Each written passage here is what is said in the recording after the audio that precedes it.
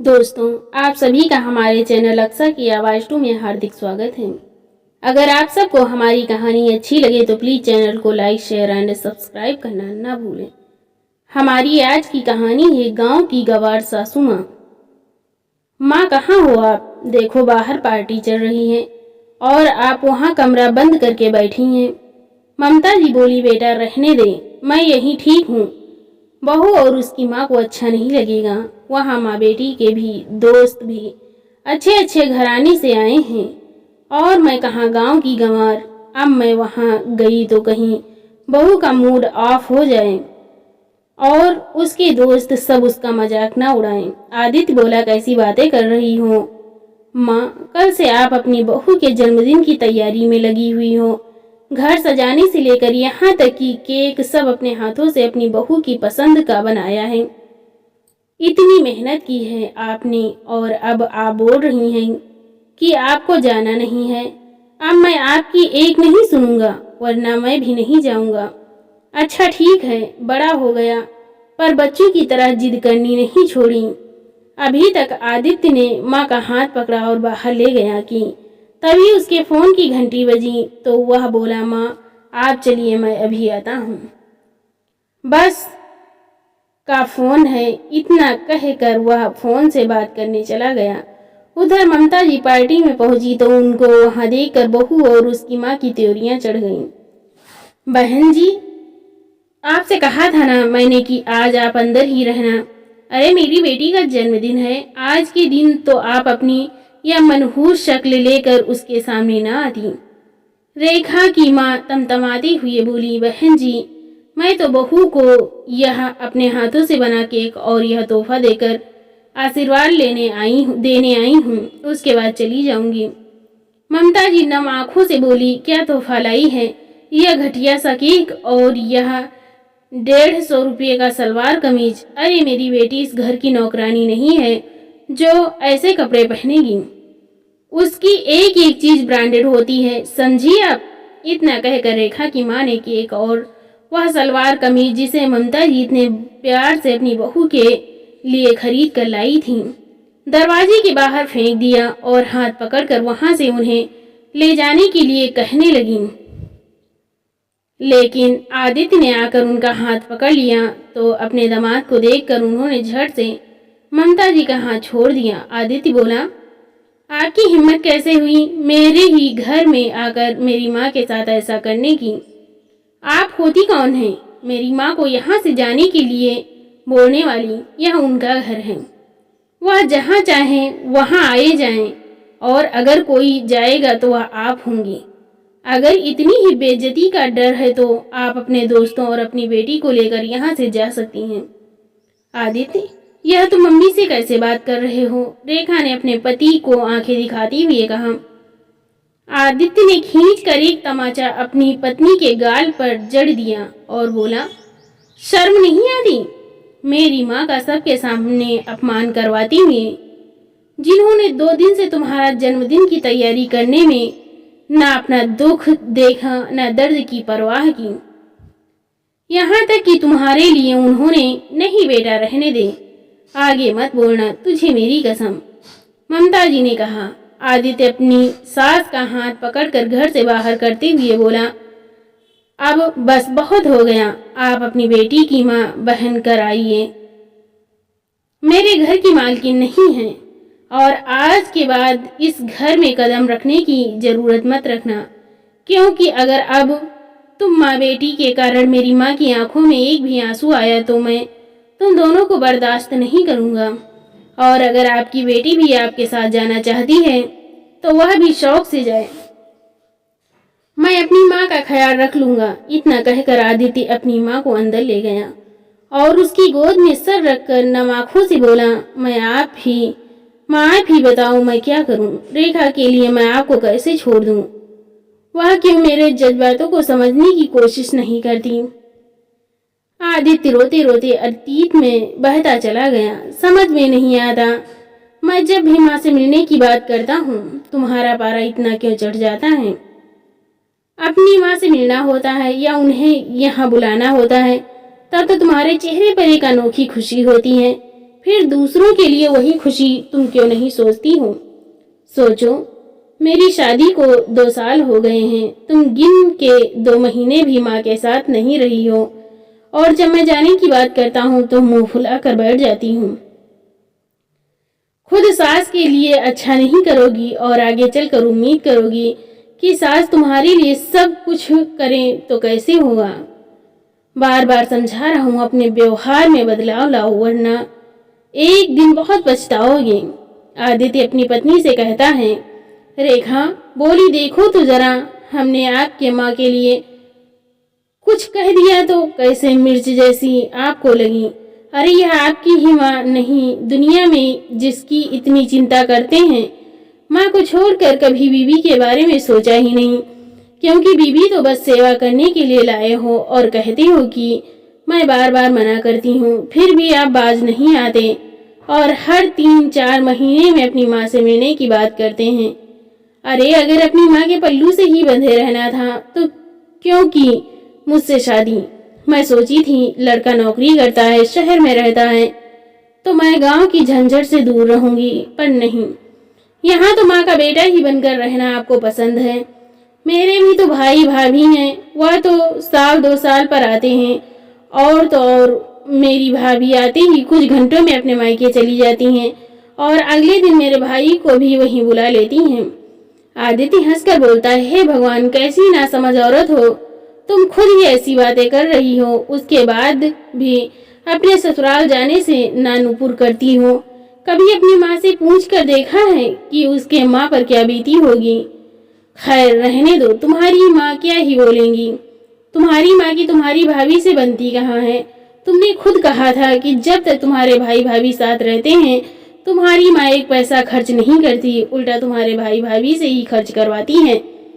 पर मेरे घर में तो ऐसी स्थिति नहीं है, फिर तुम मेरी माँ के साथ क्यों नहीं रहना चाहती हो? यह बात मेरी समझ से परे है। मेरी एक बात मानोगी, मैं कह रहा हूँ, इन सब मामलों में तुम अपनी माँ से सलाह मत लिया करो, ऐसा ना हो कि रिश्ते सुधारने की जगह और बिगड़ जाएं। उलझे हुए रिश्तों को समझाना बहुत मुश्किल हो जाता है। रिश्ते तो ठीक हो जाते हैं, पर कहीं ना कहीं मन में एक गांठ रह जाती है।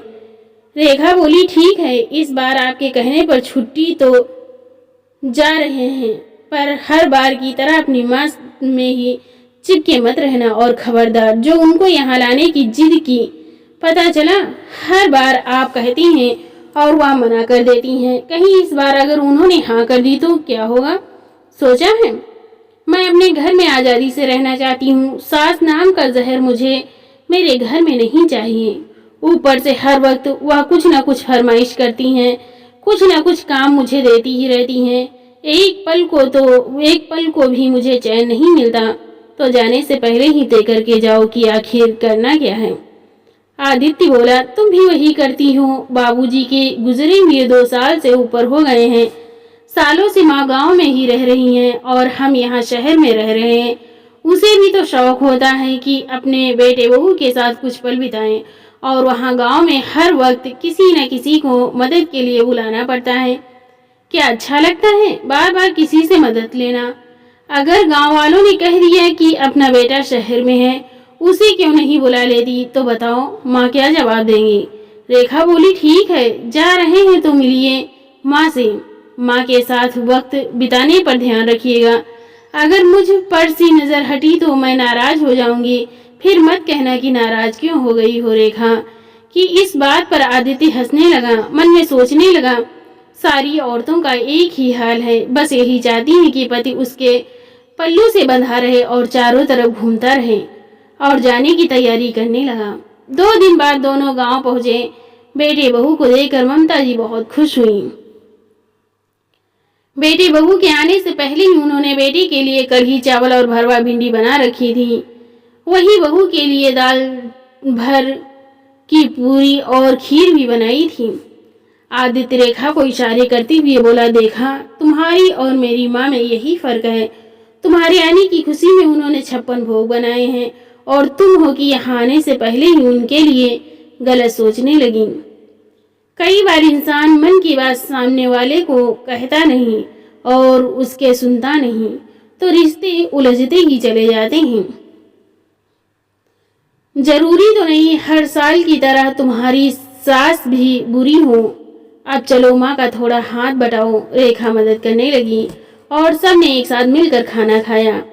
2 दिन बाद आदित्य बोला, माँ मैं वहाँ जब तक रहता हूँ आपकी चिंता में ही डूबा रहता हूँ, आप हमारे साथ क्यों नहीं चलती?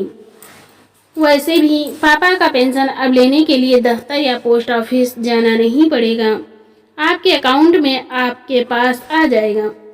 चलो ना माँ, सब साथ में रहते हैं। बेटे के बार बार कहने पर ममता जी बोली, ठीक है मैं तेरी बात मान लेती हूँ और तेरे साथ चलती हूँ, पर बीच बीच में यहाँ भी तो आना पड़ेगा। आदित्य माँ की बात सुनकर खुश हो गया और बोला, हाँ हाँ आपका जब मर्जी हो यहाँ चले आना। वहीं रेखा गुस्से में अंदर ही अंदर उबल रही थी। हफ्ते भर बाद ममता जी बेटे बहू के साथ शहर पहुंच गईं। कुछ दिन तो बहुत अच्छा लगा। ममता बैठी रही नहीं रह सकती थी तो बहू की कुछ न कुछ मदद करती रहती थी या फिर नई नई चीज बहू को सिखाती थी। सबसे बड़ी बात, माँ के आने से आदित्य बहुत निश्चिंत रहता था। दफ्तर जाने से पहले और दफ्तर आने के बाद सबसे पहले वह माँ के पास जाता। इस बात से रेखा अंदर ही अंदर उबल रही थी और हर दिन यही सोचती कि आखिर मेरी सास कब जाएगी।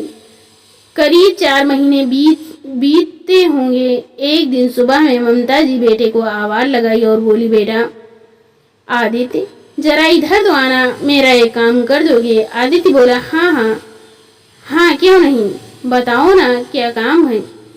रसोई में काम करती रेखा बुदबुदा रही थी। हाँ हाँ बुला लो बेटी को और भेज दो फिर से बाजार। पैसे तो पेड़ पर उगते हैं, जब से आई है जीना हराम करके रखा है। पल भर का सुकून नहीं है, कभी चाय तो कभी पानी और कुछ नहीं तो दवा के बहाने ही अपने आगे पीछे लड्डू की तरह अपने ही चारों तरफ नचाती रहती हैं। कल मेरा जन्मदिन है, कल का दिन भी उनकी सेवा में ही बीत जाएगा, इसलिए मैं नहीं चाहती कि यह बुढ़िया मेरे घर पर आए न जाने कब मेरा पीछा इनसे छूटेगा। दुनिया में कितने भी बूढ़े आए दिन मरते हैं, पर यह ना जाने क्या खाकर आई है जो मरती ही नहीं। कितना मन था मेरा सुबह नए कपड़े पहनकर मंदिर जाऊंगी, शाम में इनके साथ मॉल घूमने जाएंगे, पिज्जा खाऊंगी और कॉफी हाउस जाऊंगी, खूब मस्ती करूंगी। पर यहाँ तो सीन ही उल्टा है। इनकी वजह से मैं बाहर भी नहीं जा सकती। बाहर जाने का नाम लो तो कहती हैं बाहर का खाना मुझे हजम नहीं होता। अगर इतनी ही दिक्कत थी तो क्यों नहीं रहे गांव में, बेटे का काम तो बोलना था, पर नहीं, यहाँ तो झोला उठाई और साथ आ गई। रेखा रसोई में जलती रह गई और आदित्य माँ से बात करके ऑफिस भी चला गया। आदित्य को घर में ना पाकर रेखा और गुस्से में आग बबूला हो गई और बुदबुदाने लगी, यह देखो जाने से पहले मिलकर भी नहीं गए कि हाँ मैं जा रहा हूँ। माँ आई नहीं कि बीवी को एक किनारे कर दिया। कितना मतलबी है यह इंसान। आने तो पूरे दिन रेखा मन ही मन सास को जली कटी सुनाती रही। ममता जी ने जब आवाज लगाई तो रेखा बोली, हाँ बोलिए मम्मी जी, क्या काम है? मैं फ्री नहीं हूँ, जो बोलना है जल्दी बोलिए। पूरा दिन आपके ही काम में भी चला जाता है, अपने लिए तो मुझे वक्त ही नहीं मिलता। ममता जी बोली, बहू एक कप चाय पिला दूं? रेखा रसोई में गई और बोली, थोड़ा सा आराम करने जाती हूँ, इन्हें कोई ना कोई काम याद आ जाता है और आवाज लगाती हैं। अब देखो इन्हें चाय चाहिए। जैसे रेखा चाय देने गई, ममता जी बोली, बहू 2 पल बैठ जाओ। रेखा मुंह बनाती हुई बोली, मम्मी जी आपको क्या लगता है, क्या घर में कोई काम नहीं है? मम्मी जी मेरे नसीब में बैठना कहाँ लिखा है, मेरी आज़ादी मेरे अपने ने ही लूट ली। इतना कहकर फिर वह वहाँ से चली गई। पूरे दिन उसने ममता जी से ना अच्छे से बात की, ना 2 पल उसके साथ बैठे। उसके चेहरे से उसकी नाराजगी साफ साफ झलक रही थी। उसका चेहरा आँच की तरह जल रहा था। करीब 8 बजे आदित्य जब दफ्तर से लौटा तो उसने सबसे पहले माँ के कमरे में गया, जैसा कि वह रोजाना करता था। इस बार रेखा और नाराज हो गई और खाने के टेबल पर भी वह आदित्य से बात नहीं कर रही थी। जब भी वह कुछ कहता उसका उल्टा जवाब देती। खाना खाकर सब अपने कमरे में चले गए तो ममता जी ने रेखा को आवाज लगाई। रेखा धीरे से बोली, अब इनको क्या चाहिए? पूरे दिन थक कर चैन नहीं मिला, बिस्तर पर आते ही आवाज लगा दी। इसलिए कहती थी कि मैं चुपचाप ही गांव में रहने दो, पर तुमने मेरी एक नहीं सुनी। कमरे में आकर रेखा चिल्लाती हुई बोली, क्या है मम्मी जी, एक पल तो आराम से बैठने दीजिए। जैसे ही बिस्तर पर जाती हूँ आप आवाज लगा देती हैं। अब तो खाना भी खा ली है, अब क्या चाहिए? ममता जी बोली, बहू कल तुम्हारा जन्मदिन है ना, लेकिन मैं पहले ही कह देना चाहती हूँ कि आप आज रात अपने कमरे में ही रहिएगा। इतना कहकर वो ममता जी की बात सुने बिना ही अपने कमरे में चली गई थी। ममता जी दरवाजा खटखटाने की आवाज से अपने ख्यालों से बाहर आई। रेखा वहीं सूट लेकर ममता जी के पास आई और माफी मांगती हुई बोली, मम्मी जी मुझे माफ कर दीजिए, मैंने अपनी माँ के कहने पर आपका अपमान किया। मैं वादा करती हूँ मैं आज के बाद आपको कोई दुख तकलीफ नहीं दूंगी। इतना कहकर रेखा फूट फूट कर रोने लगी तो ममता जी की आंखें भी भर आईं और बोली, आदित्य से कहकर तुम्हारी पसंद का सूट मंगवाई थी, लेकिन मुझे नहीं पता था कि तुम यह सब नहीं पहनोगी। रेखा बोली, नहीं मम्मी जी, आपने इतने प्यार से मंगवाया है तो भला मैं क्यों नहीं पहनूंगी। ममता जी बोली, सच बोल रही हो ना बहू? हाँ मम्मी जी। ठीक है, फिर कल सुबह मंदिर जाने से पहले इसे पहन लेना। कल आदित्य की छुट्टी तो नहीं होगी, फिर भी कल रात का खाना तुम लोग बाहर खा लेना। और हाँ, तुम्हें कॉफ़ी पसंद है ना तो कॉफ़ी भी पी लेना। घर की चिंता मत करो, जो छोटे मोटे काम होंगे मैं देख लूँगी, और मेरे लिए खाना भी बनाने की ज़रूरत नहीं है। एक आदमी का खाना तो मैं बना ही सकती हूँ, गांव में खुद ही तो बनाया करती थी। तो कल का दिन तुम्हारा है, खुश रहो और इंजॉय करो। इतना कहकर उन्होंने बहू के हाथ में पैकेट थमा दिया। रेखा की नजरें शर्म से जमीन में गड़ी जा रही थी और वह सोच रही थी कि उनके लिए कितना बड़ा बुरा सोच रही थी और बोली भी थी, और यह है कि मेरे बारे में सोच रही हैं। रेखा की आंखें भर आईं और वह बोली, मम्मी जी आपको कैसे पता कि कल मुझे नए कपड़े पहनकर मंदिर जाना है? ममता जी बोली, बहू तुम भी ना बहुत भुलक्कड़ हो। हर साल आज के दिन मंदिर से आने पर ही तो तुम मुझे फोन करती थी, फिर मैं तुम्हारा जन्मदिन कैसे भूल सकती हूँ। रेखा मुस्कुराई और उनका आशीर्वाद ली तो वह बोली, बहू एक बात बोलूं, तुम पहले जैसी थी वैसी ही अच्छी थी और मेरी वजह से परेशान मत हुआ करो। यहाँ आने पर लगा कि घर क्या होता है, वरना वहाँ मैं अकेली दीवारें से बातें करती थी तुम्हारे साथ बात करने के लिए और तुम्हें अपने आसपास रखने के लिए। मैं तुमसे कुछ ना कुछ कहती रहती हूँ या चाय मंगवाती हूँ, वरना वहाँ तू अकेली बनाती थी और अकेले ही पीती थी। रेखा हाँ में सिर हिलाकर चली गई और रसोई में जाकर अपनी माँ को खुश होकर सारी बात बताई। उसकी माँ बोली, ज्यादा खुश होने की जरूरत नहीं है, यह जानबूझकर तुम्हारी सास तुम्हें उपहार देकर तुम्हें अपने कब्जे में लेना चाहती हैं। तुम उनके झांसे में मत आना, जितनी जल्दी हो सके घर की संपत्ति के कागजातों पर उनके दस्तखत ले लो और जो भी जेवर हैं बहला फुसला कर ले लो और उन्हें अपने घर से दफा करो। मैं पहले भी तुम्हें समझा चुकी हूँ, पर तुम दोनों पति पत्नी मानते नहीं और उन्हें गांव से अपने घर ले आए। उनकी वजह से मैं कहीं नहीं आ पाती हूँ। रेखा बोली, नहीं मम्मी जी, मुझे नहीं लगता कि आप जो कह रही हैं वह सही है। मम्मी जी मुझसे नफरत नहीं करती, बस वह अकेली हैं तो मेरे साथ कुछ वक्त बिताना चाहती हैं। जब भाभी नहीं होती तो आपको कितना अकेलापन महसूस होता है, यह भी तो सोचिए कि मम्मी जी को भी वैसा ही लगता होगा। आपके साथ तो कम से कम पापा हैं, पर मम्मी जी तो। रेखा की माँ बोली, बस बस अभी सास चालीसा मुझे मत सुनाओ, जो करना है करो, बाद में मेरे पास रोने मत आना। रेखा बोली, नहीं मम्मी जी, वह मेरी गलती थी जो मैं आपको छोटी छोटी बातें बताती थी, पर आपने मुझे कभी सही सलाह नहीं दी। सच कहती थी कि मेरी सास रिश्तों में तालमेल होना चाहिए और सास और बहू की बात मन में रह जाती है तो रिश्ते उलझ जाते हैं। अब मेरे मन में जो भी होगा मैं मम्मी जी के सामने बात करूंगी, कम से कम मन में उलझन तो नहीं रहेगी। ठीक है, आप अपना ख्याल रखिएगा और अपनी बहू के साथ अच्छा रिश्ता बनाने की कोशिश कीजिए, वही आपके बुढ़ापे के लिए अच्छा है। रखती हूँ। इतना कहकर उसने फोन रख दिया। कमरे के बाहर खड़ा आदित्य माँ बेटी की बातें सुना और चुपचाप वहां से अपने कमरे में चला गया। जैसे ही रेखा पैकेट लेकर पति के सामने आई और दिखाई तो वह बोला, माँ ने मुझे सुबह इसके लिए ही बुलाया था और तो और मुझे पैसे देकर बोली मेरे पैसे से मेरी बहू के लिए उपहार लाना। मैं कितना मना करता रहा पर वह एक नहीं मानी। बोली अपने पैसे से लाना हो तो अलग लाना, मेरे पैसों से मेरी बहू के लिए ला दो। माँ के मन में तुम्हारे लिए कितना प्रेम है और एक तुम हो। जब से माँ आई है तुमने सीधे मुंह से बात तक नहीं की, 2 पल उनके साथ बैठी नहीं, उल्टा मेरे सामने उनके लिए उलट पुलट कहती हूँ। सोचो मुझे कितनी तकलीफ होती है। मैं सोच रहा हूँ 2 दिन बाद माँ को गांव ही छोड़ आऊंगा। यहाँ लाकर उनका अपमान करना यह भी तो अच्छा नहीं लगता। रेखा बोली, नहीं आदित्य मुझे माफ कर दीजिए, मेरी गलती थी जो मैं छोटी छोटी बातों के लिए अपनी माँ से सलाह मांगती थी। आज के बाद मैं आपको शिकायत का एक मौका नहीं दूंगी।